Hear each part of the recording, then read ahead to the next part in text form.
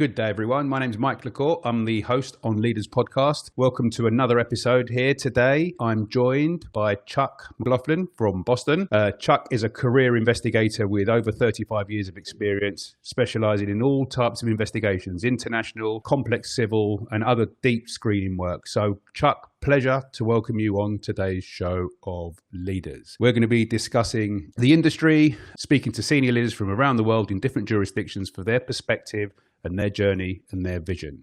So welcome, Chuck. Would you like to just briefly introduce yourself, please? Sure. Yeah. Thanks, Mike. Thanks for having me. Quite an honor and a pleasure to be here and to see you and to speak with you again. Like you said, I've been in this business for a long time. I started right when I got out of college back in 1990. Started off by, I knew a private investigator who was a former law enforcement guy that got shot in the line of duty. He was, one of these larger than life characters, and was a real rainmaker for the business. And he brought in a lot of business. And, I kind of stumbled in at the right time and, quickly became from doing surveillance work to running cases to managing the office, and eventually became vice president of the company, where I ran for almost 9 to 10 years. And then I started to strike out on my own back in 1999. I started my own business, and it's been a great run ever since. Oh, fantastic. So why take the leap of faith and start on your own? What was behind that? Well, I'd like to say I was well prepared and I read all these business books like, I had 6 months of savings. It wasn't the case. Got a little emotional one day at work. I was a new father. My wife wasn't working. We had one child, we had a house and a mortgage, and I had about $3,000 in the bank, and I got frustrated and walked out. And, nothing causes inspiration more than desperation. So I was desperate to make it, and had nothing to lose. So, and everything to gain. And, fortunately, a few things fell into place. And, not that it's been a smooth road for the last 25, 26 years, but it's been a wild, excellent ride. Yeah, no, great. And what were you doing work mainly in your jurisdiction, or what were you doing back then? Yeah, back then, we were involved in a lot of large litigation cases. One was one of the biggest cases, and it was the biggest civil litigation case in Massachusetts history in the trial courts. That took a lot of the owner's time away. That was kind of where he focused, and I ran the rest of the business. So, which everything from tobacco litigation work to your general surveillance, domestic work, husband and wife type of thing, to doing some pre-employment screening and, kind of the wide variety of whatever work came in, we would do. And, started getting into some Superfund work and some asbestos litigation work, which some of those things have carried on to my current career. So it was, it was a great experience. And, I have nothing but the, tremendous respect for my former boss, who, has since passed away. But it was a great opportunity, changed my life, and, brought me here today with you. Yeah. Fantastic. When did you transition into, say, doing work more globally? How did that evolve? Yeah, probably, again, another non-traditional route. When I started my own business, this is a true story. I was doing just local work, litigation cases, a lot of tobacco litigation work. But I used to get PI Magazine at the time, and I used to see the ads for this World Association of Detectives. And they were doing these meetings in all these great locations. And I'm like, God, I would like to go to Japan. I would like to go to Malaysia. I would like to go to all these places. And, but I wasn't doing any international work whatsoever. So I just, kept looking into it. And I finally joined. And the first meeting I went to was in Switzerland back in maybe 2004, I think. And I've only missed one meeting since then, which was one midterm in Spain. And I've made every meeting since. And as a result, my caseload now is probably 70% international work, 30% local, US-based work. So, joining an association and getting involved in it was certainly a key to my success. Yeah, no, I hear that. And you're the current chairman of the World Association of Detectives as well, being reappointed for a second time, which I think is very rare in the association's history. Why did you devote so much time then? What motivated you to run for the board, let's say, run for the chairs, giving back in terms of your time and taking that time away from your own business and growth? Why would you do that? Well, when I first started going to attend the meeting, I had no idea how any of this worked and, how the whole organization worked, and I would go to the board meetings and sit up, not on the table, you have to sit outside the table. And I would sit there all day and watch and learn. And I was really impressed with the the board members and the officers at the time, and got to know them, and saw how things worked. And I'm like, I'm a big believer. You see someone that's doing something right, and it's something you want to do, just copy what they're doing. I mean, just do what they're doing. And if that means, working hard in an association and getting on the board, and then eventually climbing the chairs, someone already did it. Why recreate the wheel? Follow a roadmap that's already been done. So, I started going to these meetings, and everyone I met was very professional and, successful on their own. And I'm like, there's something to this place, and, let me get involved in it. And, I ran for the board, and I remember being very nervous about being nominated and, getting onto the board, and did that for a few years. And then I found like, well, this is the time to really throw my hat in to become an officer. And, and it's such a major commitment. I'm sure you've had other guests that probably talked about it. It is 5 years, 2 meetings a year, anywhere around the globe. And, you really can't miss any. And so there was it was a big commitment to take. And you don't see the immediate return on investment. There's certainly the benefit of giving back to this, to the trade that has brought you so much in life. But it's also, you really, you're talking tens of thousands of dollars of travel, and just hope that it pays off. And I can say without any doubt that is paid off tenfold, hundredfold. I mean, it's been incredible. Never mind on the business side of things and the financial aspect of it, which has been phenomenal. But just the friendships that you make, overseas, and we have a lot of close friends from that you would never even know. You would never even come across. So it's a rewarding experience at so many different levels. Yeah, pretty unique. And there's something coming up with the WAD this year, which is the celebration of 100 years, right? It's the first association to reach 100 years, and it's the largest and oldest association of its kind in the world. Talk a little bit about the centennial event and what opportunity that brings for any investigator that's listening. Yeah, I mean, we both are very excited about this, Mike. We both are working really hard on it, and it really is just it really says a lot about the association that. Coming from the world, which is a very complex place in a lot of ways, that people could come together and work together and get along and, function as a healthy unit, for 100 years. It's just an amazing accomplishment, not only on the current leaderships, but all the previous leaders that, have come before. And it really is just an exciting thing. And it's going to be a great opportunity. I remember when ABI had their centennial. I was fortunate enough to attend that meeting because it was a midterm meeting for WAD. And that was just done really well. And again, it's another example of like, wow, this is how you do it right. And, WAD has a roadmap how to do it right, and hopefully even beat what ABI did. But we'll see. ABI set the bar pretty high for a centennial. Yeah, they certainly did. So let's see what happens. So the WAD will be in Chicago, September 2nd to the 6th. Mm-hmm. Details coming up on the screen now. Let's talk about the industry. So you've been, anyone that's done this as long as you have seen changes, right? From when you came in to where the industry now is and where it's heading. How have you seen those changes, and what stands out as a trend evolving over the next generation that are going to come into this industry? Yeah, well, I hate to say how old I am, but when I started in the PI business, there was no internet. It's crazy. Yeah. Like we used to have to drive around with the street atlases, and you'd have to find Main Street in Boston or whatever, and you'd have to have 6 maps going at the same time just to get around. Just to find an address. Then navigation, GPS came along, and I was interviewed by a local newspaper one time, and I was pointing out, and there's a picture in the newspaper about, how I get around as a PI, because I got a new car with GPS in it, which was at the time pretty unique.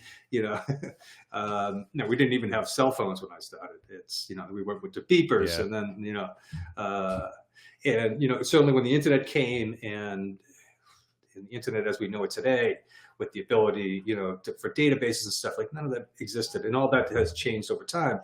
And certainly the writing is on the wall for the next major change is going to be AI. And, not that I'm an expert in it by any stretch, but it is something that I take very serious and something I play around with on a daily basis. And I think anyone in this industry, has to be aware of it, has to be using it. You can't rely on it. It doesn't give you all the answers to your cases, not by any stretch, but it's just another tool in our toolbox that we have to be aware of and utilize and, try to make the best of. It's certainly going to be the next wave. Yeah. Technology, AI, and cyber and crypto and all of those buzzwords. Does the current investigator lack something that the older generation investigator has? Is there a gap, do you think, or are we just trending differently? That's a tough question. I probably trending differently, because some of the skill sets that we needed back in the day, you don't need it. You don't need a lot of old stuff. So yeah, I think it's just a different set of skill sets, and I think the younger people coming up in this industry that have been brought up on technology, it's always been something that is someone on the older the end of that, the technology hill glide.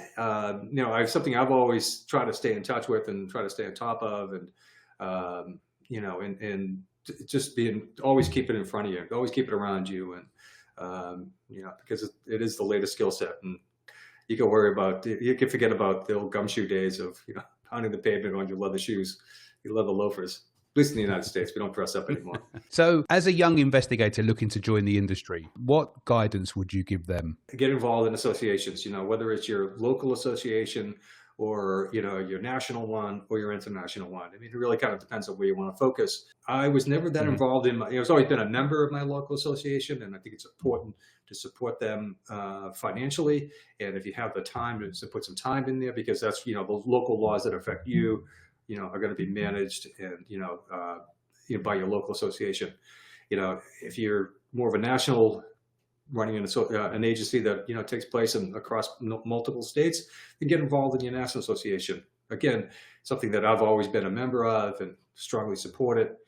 I always found the international work more appealing. And, that's where I started putting my focus and time and energy into.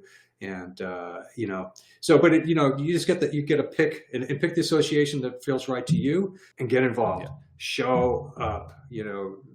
We both know how many times, members of associations say, well, gee, no one's sending me any work, because no one knows you, because you're not showing up to meetings. You have to get out there. You have to be known. People have to know your face. They have to know your name. And you have to be out there. Got to keep yourself out there. Yeah, completely. It's getting out your comfort zone. It's mixing with people maybe that you wouldn't necessarily mix with, and like you say, get yourself known, get yourself out there. It isn't just joining; it's taking part, right? Being involved. So I've seen this transition change where I'm based, UK, Europe, and whatever else, where historically it was a lot of law enforcement or military or intelligence guys semi-retiring and getting into the industry. I've seen a massive change now where you've got a lot younger investigators with different backgrounds in journalism, for example, banking and finance, maybe law, maybe paralegal type, looking at an investigator role as a career. Is that the same where you're based, or is it different? What type of entry-level investigators are you seeing into the industry now? Yeah, for sure. I mean, like in Massachusetts, where I'm based, the law for your licensing is written by the state police, and it's written in a way that makes it really difficult for someone like myself that went from college into the industry to get a license. I can't say that with 100% certainty, but the way I interpret it, that law is written by police officers for police officers. Our licenses are issued by the state police in Massachusetts. And because, just the way it's to qualify for a license, you have to be a patrolman on a law enforcement job for X amount of years, or work for a private investigating firm managing other people for X amount of years. I was fortunate enough to be in that position, but that's a really hard position to get yourself into, breaking into the PI industry in the States. So, that is a challenge, but I think it is, like you said, like you're saying, a lot of changes. I think the industry in itself has become much more professionalized over the years, over the decades than it originally was. I think I've always said that, at least in the United States, and maybe different in other countries, but I think people that make a living by solely doing investigative work or, or security work, that don't have a pension from a law enforcement background or a military background. You really, you're a business owner as much as you are a private investigator, maybe even more so. You have to learn those business skills in order to survive in this industry. I mean, you can bring in a lot of work if you can't manage a business. So you're in the minority then, right, Chuck, in terms of coming into this industry at an early age without the public sector, similar to me, right? Without that public sector career, and that was when you started. But is that the same now, or are you seeing any type of change? Are there more of you that are coming in, or is it still very similar to where it was when you started? I think it's still similar, but it's trending, back, because a lot of the local universities, have programs, that can lead people into the PI career track where it didn't exist, 30 years ago. So there are some steps that are taking place, and then other states, Massachusetts is always unique in its own set of laws. In the United States, every state has their own licensing laws for private investigations. There's no national law for it. So every state has a little bit thing different. So some states, they allow you to, test into getting your license, which I think is probably a more fair way of doing it versus trying to, find some job somewhere where you can get the experience in order to apply for your license. So yeah, I think it certainly is trending towards, non-law enforcement doing it, but it's always still a challenge. It's so easy for someone to retire from law enforcement or in military and hang up a shingle, whereas very difficult for someone to go to college, get a degree in criminal justice or sociology, psychology, law, and become a private investigator. At least in Massachusetts. Yeah. Well, yeah, different skill sets though. Yeah. However, at least you guys have a licensing procedure. We have no license in the UK still, which is something we're still working on. Yeah, I find that so hard to believe, but I know it's true. But it's still it's still a mystery, and I think there's one or two states left in the US that also don't have licenses. So with that, private and public, how are the synergies between the two groups? For example, if you work in a case that's civil and maybe it turns criminal, or you need a law enforcement route, support, reporting, what's the synergy like for you based where you are with the authorities? Not great. If you have something, that you could deliver to them, like here's all the evidence that you need, and they'll independently investigate it themselves, then you'll probably get a lot more cooperation. But that's us giving it to them. Them providing information to us is extremely rare, and I understand why. Because they can't compromise their case that they eventually want to take it to a courtroom where it will have to stand up to scrutiny from both sides. So and they don't want to compromise that by sharing information with a non-law enforcement person. So I understand that, and I think as I feel that I have the ability to get some more cooperation from law enforcement only because I've been around for so long that they'll at least listen to me. Whether they're going to help or not, is a whole other thing. But also it's not a major factor in the type of work that I do. Right, got you. You have a duty to report or not? Does that not work in where you practice? For example, if you work in a case and there's a criminal angle, would you necessarily need to inform the authorities, or would that not be a requirement? I don't think it would be a requirement. We certainly have ethics and moral ethics. More importantly, and if you talk about whether your client is the one committing the crime versus that in part of an investigation, you come across, some criminal activities on behalf of other people. When we get into those cases, we tend to be working with law firms, and they get paid more than we do, so we let them make those tough decisions. Yeah, good answer. There you go. This is about leadership, and you're a leader, industry leader. You're chairing the WAD as well. You lead your own firm. What makes a good leader, Chuck? Being able to listen to others. I mean, try to listen to everyone in the room as best you can. And don't be swayed by the loudest voice in the room. Because that often happens, the person that can speak the loudest sometimes will control the room, but they may not be the voice that we should be listening to. So it's, I think that's kind of a major factor in it, and for myself, I never felt like I should be president of the World Association of Detectives. I'm better than so-and-so that's up there now. This is a matter of just, trying to, you got to put yourself out there. You got to, like you said earlier, be out of your comfort zone. And, taking on that role was, going through the chairs and taking on more responsibility every year took me out of my comfort zone every single year. To running the first board meeting as chairman, a couple of years ago, and then having, the honor of being nominated again for this coming year. It's being able to understand that, you're going to be uncomfortable, but, have some confidence in yourself and, that you could do it, and, and realize that everyone else probably that came before you and everyone that will come behind you will also feel that same way of being a little uncomfortable. So it's just being, put yourself out there is the number one thing. And this is going to be a question for you. 3 attributes or skills that make a good investigator that you look for when you're managing a team. What 3 things do you look for that your investigator, what 3 qualities do you want your investigator to have? Or what do you think are the 3 best qualities for an investigator? The ability to listen, the ability to talk to someone that, for all walks of life, from the richest person to the poorest person, and treat them with the equal amount of respect. I mean, that was, a skill that I think I learned as a young child, that I learned from my father, being able to talk to people from all walks of life. And I think that was a skill that I found to be most useful. And, having compassion for people, being kind and not being cruel. And, I think you get further with sugar than you do with vinegar. So, I think just being a decent human being and, trying to do the right thing and, listen to people and try to make up your own mind and think for yourself. So we've got listen, communicate, and compassion. Thank you, Chuck. It's been a pleasure speaking to you today. Chuck McLaughlin, everyone, WAD chairman of this current year. And the WAD, again, is the World Association of Detectives, which is going to be coming up on your screen now. It's the Centennial event, 2nd to the 6th of September in Chicago, a must-attend event for any investigator operating out there.